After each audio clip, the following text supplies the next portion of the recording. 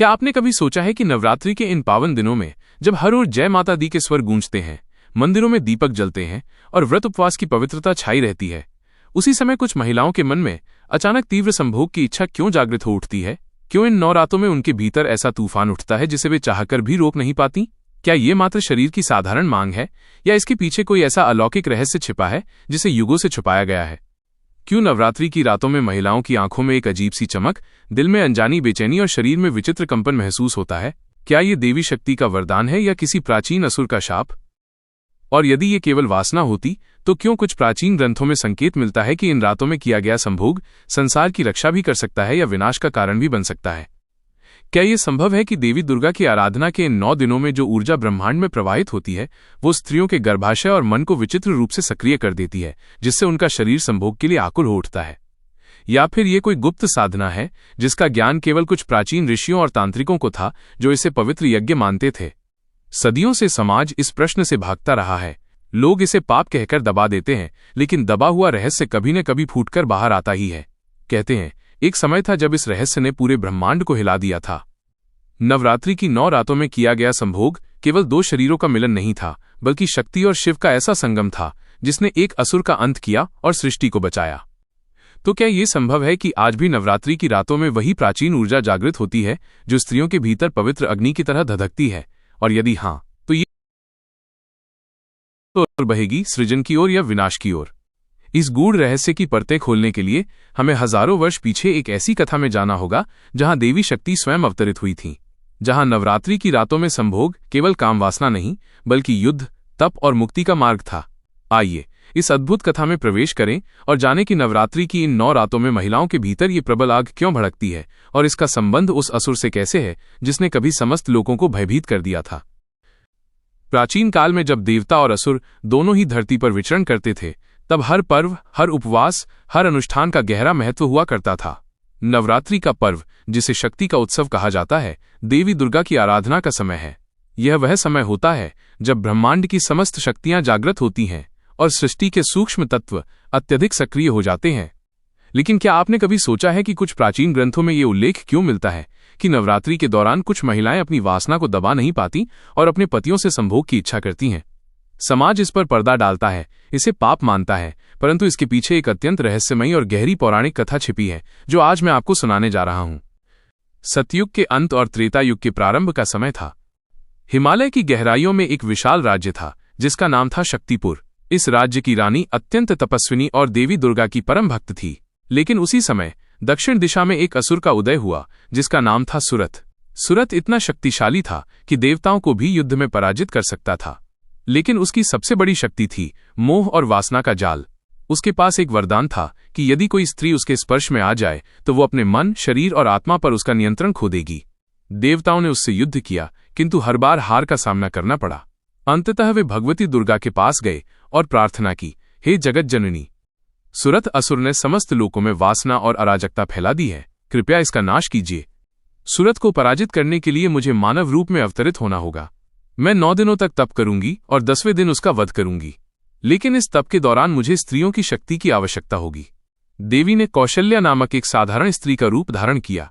वो शक्तिपुर नगर में आई और वहां की स्त्रियों को एकत्र कर बोली, सुनो हे नारियों, ये नवरात्र का समय है। मैं तुमसे वचन चाहती हूं कि इन 9 दिनों तक तुम अपने भीतर की शक्ति को जागृत करोगी। तुम्हारे भीतर जो वासना और प्रजनन शक्ति है वो सिर्फ शरीर की तृप्ति के लिए नहीं बल्कि ब्रह्मांड की रक्षा के लिए उपयोग होगी। स्त्रियां पहले तो नहीं समझीं, लेकिन देवी ने उन्हें समझाया कि संसार की सृष्टि शक्ति और शिव के मिलन से ही चलती है। अगर ये शक्ति सही दिशा में प्रवाहित न हो तो असुर शक्तियां उसे अपने अधीन कर लेती हैं। सुरथ को जब ये ज्ञात हुआ कि देवी उसका अंत करने के लिए अवतरित हुई हैं, तो उसने एक गुप्त योजना बनाई। वो जानता था कि यदि वो नगर की स्त्रियों के मन में वासना का तूफान पैदा कर दे तो वे अपने पतियों के साथ ही नहीं बल्कि किसी भी पुरुष के साथ संबंध बनाने को मजबूर होंगी। इससे उनकी शक्ति बिखर जाएगी और देवी दुर्बल हो जाएंगी। सुरथ ने अपनी मोहिनी माया का प्रयोग किया। नवरात्रि के पहले दिन जैसे ही सूरज ढला, नगर की स्त्रियों के मन में अजीब बेचैनी शुरू हो गई। उनके भीतर दबी हुई इच्छाएं जागृत होने लगीं। कौशल्या रूपी देवी ने ये देखकर समझ लिया कि सुरथ की माया काम कर रही है। उन्होंने नगर की स्त्रियों को एकत्र कर कहा, हे नारियों, तुम्हारे भीतर जो अग्नि प्रज्वलित हो रही है वो सुरथ की माया का परिणाम है। लेकिन यदि तुम इस अग्नि को नियंत्रित कर सको और इसे अपने पतियों के साथ पवित्र संभोग में परिवर्तित करो तो ये शक्ति सुरत का नाश करेगी। संभोग का पवित्र रहस्य। स्त्रियां पहले चकित हुईं, माता, क्या नवरात्रि के पावन दिनों में ये उचित होगा? देवी ने मुस्कुराते हुए कहा, संभोग स्वयं में न तो पाप है और न ही पुण्य, ये मात्र ऊर्जा का आदान प्रदान है। जब ये ऊर्जा वासना के लिए होती है तब ये बंधन बनती है, लेकिन जब ये ऊर्जा धर्म और रक्षा के लिए होती है तब ये सृष्टि को बचाती है। देवी ने उन्हें एक गुप्त मंत्र सिखाया और कहा, इन 9 रातों में यदि तुम अपने पतियों के साथ इस मंत्र का जाप करते हुए संभोग करोगी तो तुम्हारी शक्ति कई गुना बढ़ जाएगी। ये शक्ति मेरे तप में समाहित होगी और 10वें दिन सुरत का अंत होगा। नवरात्रि की पहली रात जब चांदनी धरती पर उतर रही थी, नगर की स्त्रियां अपने पतियों के साथ देवी द्वारा बताए गए मंत्र का जाप करती हुई संभोग करने लगीं। ये कोई सामान्य शारीरिक क्रिया नहीं थी, बल्कि एक यज्ञ के समान था।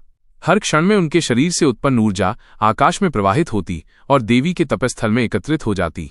जैसे जैसे रातें बीतती गईं, ये ऊर्जा और भी प्रबल होती गई। सुरत को लगा कि उसकी माया सफल हो रही है, क्योंकि नगर की स्त्रियां अपनी इच्छाओं को रोक नहीं पा रहीं। लेकिन उसे ये नहीं पता था कि ये शक्ति उसी के विनाश का कारण बन रही है। नवरात्रि की 9वीं रात देवी ने अपना वास्तविक रूप प्रकट किया। वह कौशल्या से महाकाली में परिवर्तित हो गईं। देवी ने नगर की सभी स्त्रियों को आशीर्वाद दिया और कहा, तुम्हारे त्याग और पवित्र प्रेम से जो शक्ति एकत्रित हुई है, उसी के बल पर आज सुरत का अंत होगा। युद्ध प्रारंभ हुआ। सुरत ने भयंकर रूप धारण किया। उसकी माया ने भूत प्रेत और राक्षसों को जन्म दिया, लेकिन देवी के हर प्रहार में उन स्त्रियों की शक्ति समाहित थी। अंततः देवी ने अपने त्रिशूल से सुरत का वध कर दिया। सुरत के मरते समय उसने कहा, हे देवी, मैं पराजित हो गया, परंतु ये रहस्य सदा जीवित रहेगा कि नवरात्रि के दिनों में स्त्रियों के भीतर ये शक्ति जागृत होती है। मनुष्य इसे पाप कहेगा, परंतु ये ब्रह्मांड का नियम है। उस दिन के बाद से नवरात्रि को शक्ति का पर्व कहा जाने लगा। देवी ने नगर की स्त्रियों को आशीर्वाद दिया, तुम्हारे भीतर की इच्छाएं कभी भी पाप नहीं हैं। इन्हें दबाव नहीं, बल्कि धर्म और प्रेम के मार्ग पर प्रयोग करो। नवरात्रि के इन 9 दिनों में यदि कोई स्त्री अपने पति के साथ पवित्र संभोग करती है तो वो न केवल अपने परिवार के लिए बल्कि संपूर्ण ब्रह्मांड के संतुलन के लिए ऊर्जा प्रदान करती है। धीरे धीरे ये कथा लोक कथाओं में बदल गई। समाज के डर और संकीर्ण सोच ने इसे विकृत कर दिया। लोग केवल बाहरी रूप को देखकर इसे पाप मानने लगे, जबकि इसके पीछे छिपा गहन आध्यात्मिक रहस्य भुला दिया गया। इस कथा से ये स्पष्ट होता है कि नवरात्रि के दौरान स्त्रियों के भीतर ऊर्जा का विशेष जागरण होता है। यह ऊर्जा यदि दबाई जाए तो विनाशकारी हो सकती है, लेकिन यदि इसे सही दिशा में प्रवाहित किया जाए तो यह शक्ति देवी के समान बन जाती है। संभोग स्वयं में वर्जित नहीं, बल्कि साधना का एक रूप है। नवरात्रि के दिनों में जो स्त्रियां अपने पतियों के साथ प्रेम और मंत्र के माध्यम से यह पवित्र मिलन करती हैं, वे न केवल अपने रिश्ते को मजबूत करती हैं, बल्कि उस प्राचीन परंपरा को भी आगे बढ़ाती हैं जिसने कभी असुरों के विनाश में महत्वपूर्ण भूमिका निभाई थी। इसलिए जब आप नवरात्रि के समय इस रहस्य को सुने तो इसे केवल वासना की दृष्टि से न देखें। ये शक्ति, प्रेम और सृष्टि के संरक्षण की गाथा है जिसे देवी ने स्वयं स्थापित किया था।